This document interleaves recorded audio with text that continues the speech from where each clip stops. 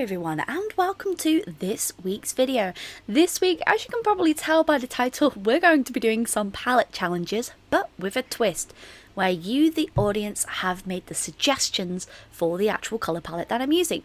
So what I did was I took down some of your suggestions from last week's video, put them on pieces of paper with the colour palette underneath, plus the person's name so I don't forget who chose it.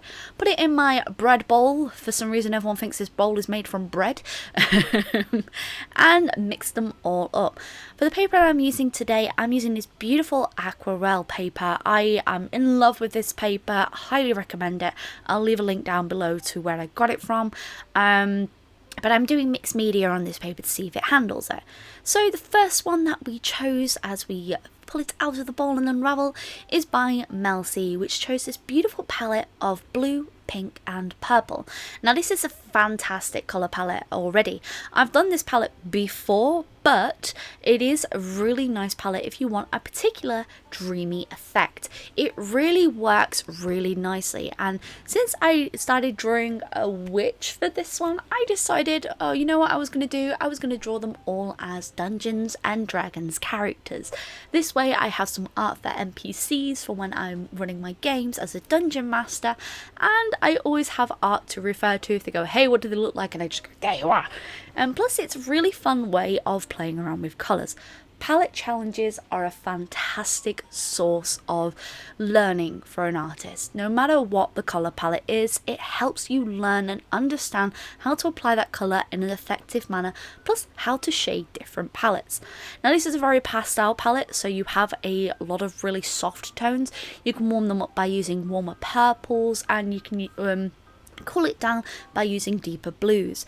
This is a really good way to get a really nice range of colour, and this is a fantastic colour palette anyway. So we'll have to thank Mel for this wonderful idea anyway. It's such a beautiful palette choice and a fantastic way of softening an illustration. Colour palettes are a massive thing that I 100% I'm in love with.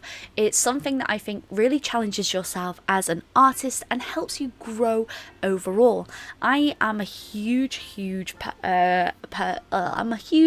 believer in the fact that trying something different can really help you grow, not only as an artist but as an individual. This in particular was really fun to do. Like all of these illustrations were really fun to do. It's a really, I keep saying the word really, but I can't stress it enough. Like palette challenges are super important for an artist to help them grow, and I've done them quite a few times up on this challenge, challenges in my channel. You can actually see the full breakdown of all of the challenges that I've done in a handy little playlist. So if you want to see some of the previous palette challenges that I've done, such as the primary, tertiary, secondary, monochrome, there is plenty of palette challenges to watch. But here is the final looks at this one. This is a really beautiful palette, highly recommend it to anyone, and you get a really beautiful range. So yet again, we mix up all the beautiful names in this bowl, some of them trying to jump out and free for their lives, but yet again, blind picking, see what we get.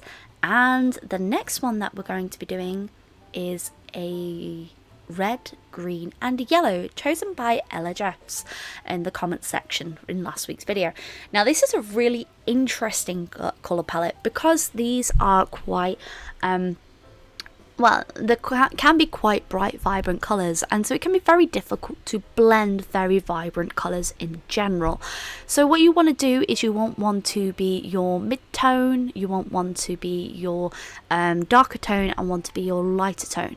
So I chose yellow as my lightest tone, green as my darkest, and red as my middle. This is a really interesting way to try and gain effects of colouring.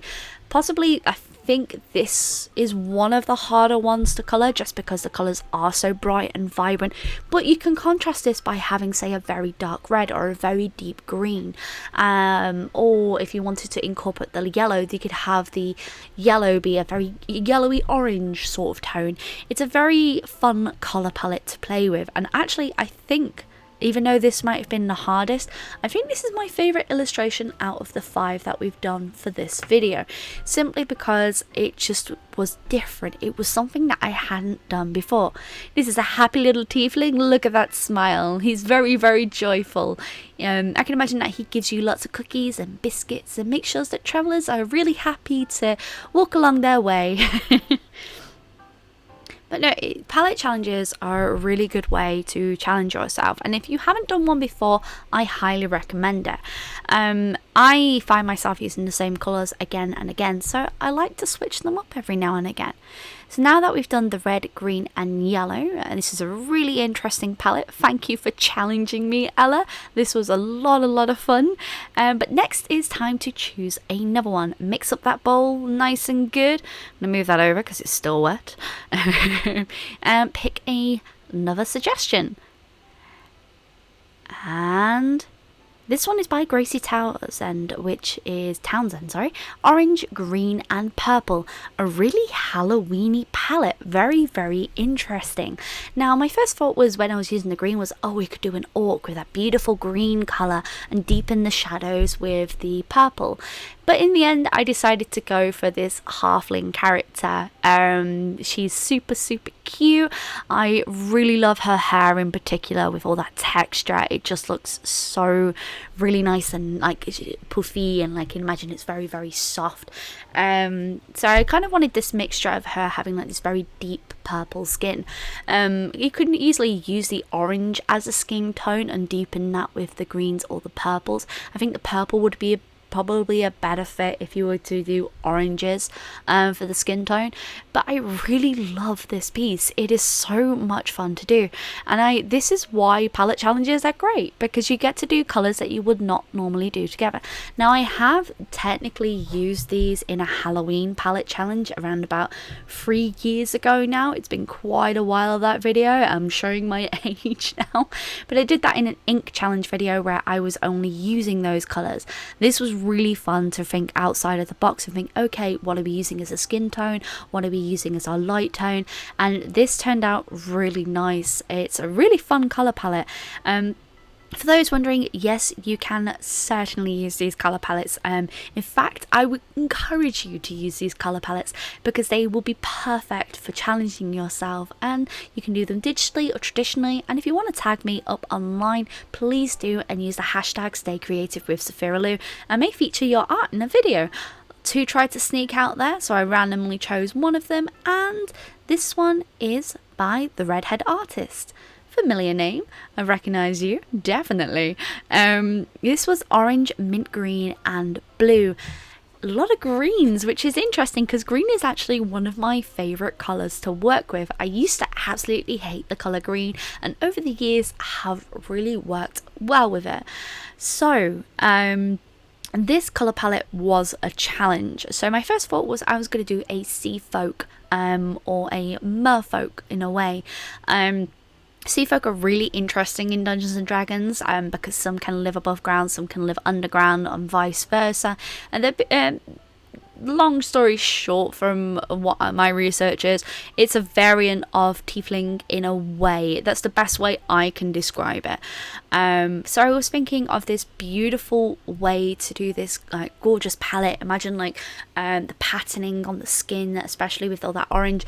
If I'd planned it better, I would have put the orange down before actually putting down the blue and the greens, because when you put that orange down on top of that colour, it kind of, especially with alcohol markers, it kind of desaturates that tone a lot and creates this sort of murky brownish colour.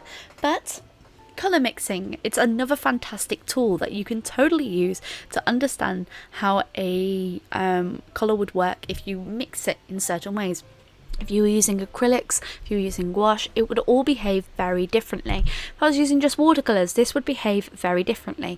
But I wanted to use mixed media just because I enjoy using mixed media an awful lot, and I find that there's sometimes things that I can get with all mediums instead of just using one. I love doing this very simple watercolor colour background where it's just a splash of colour. It's something that I do with a lot of portraits. It just adds a little bit more flavour. So here he is, our little sea folk. Thank you, Redhead Artist. That was absolutely fun to do. So now we need to pick another. So this comes to the fifth one. Here we go. Shake that up, shake that up. Let's see if we get one that's more than 3 colours this time. So as I'm picking the colours, I was thinking, ooh, it'd be interesting to see what we get next. And it looks like it's going to be another 3 colours. This one's very tricky to open for some reason. And here we have one by Lexu-chan, I hope I got your name right, with indigo, purple and yellow orange. A really interesting palette. Now the first thing I thought was, I really want the hair to be the brightest colour in this. Since we've got 2 very darkish tones, I mean you could use a very like a lilac-y colour for the purple and then make the colours go from the lightest to the darkest. But I really wanted a very dark skin tone to contrast with that very light hair. And was thinking like a drow, sort of like someone who lives underground.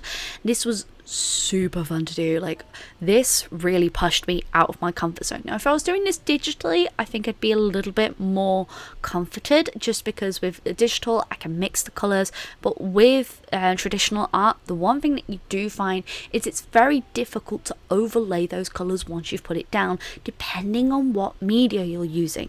Now with alcohol markers, when you're placing colours on top of each other, they tend to oversaturate and become murky.